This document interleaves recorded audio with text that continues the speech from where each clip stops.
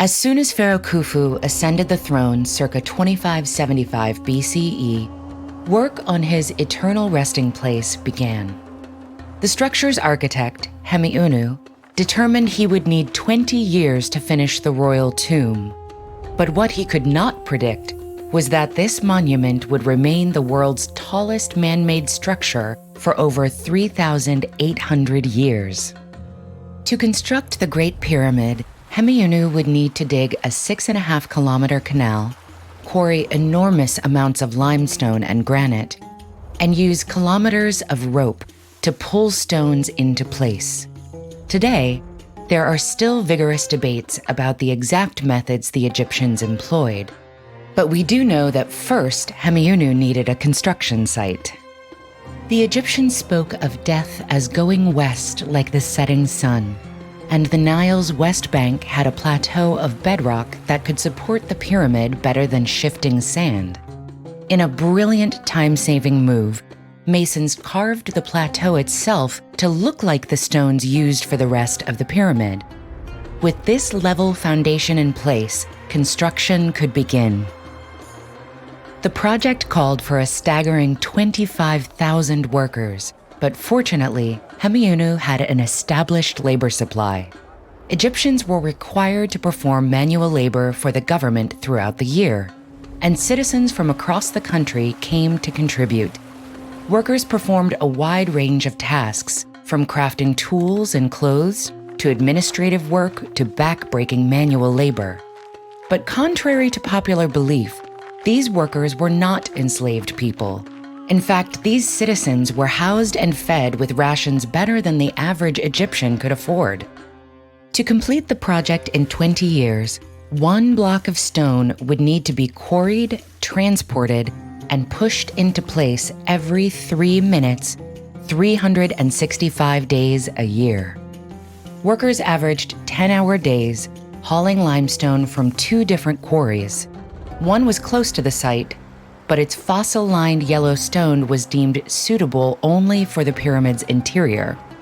Stones for the outside were hauled from roughly 13 kilometers away, using 9-meter-long sleds made from giant cedar trunks. When mined from the ground, limestone is soft and splits easily into straight lines, but after air exposure, it hardens, requiring wooden mallets and copper chisels to shape. The pyramid used over 2 million stones, each weighing up to 80 tons, and there was no room for error in how they were shaped. Even the smallest inaccuracy at the bottom of the pyramid could result in a catastrophic failure at the top. Researchers know where the materials used to build the pyramids came from and how they were transported, but the actual construction process remains mysterious. Most experts agree that limestone ramps were used to move the stones into place, but there are many theories on the number of ramps and their locations. And the pyramid's exterior is just half the story. Since death could come for the pharaoh at any time, Hemiunu always needed an accessible burial chamber at the ready, so 3 separate burial chambers were built during construction. The last of these, known as the King's Chamber, is a spacious granite room with a soaring ceiling located at the heart of the pyramid.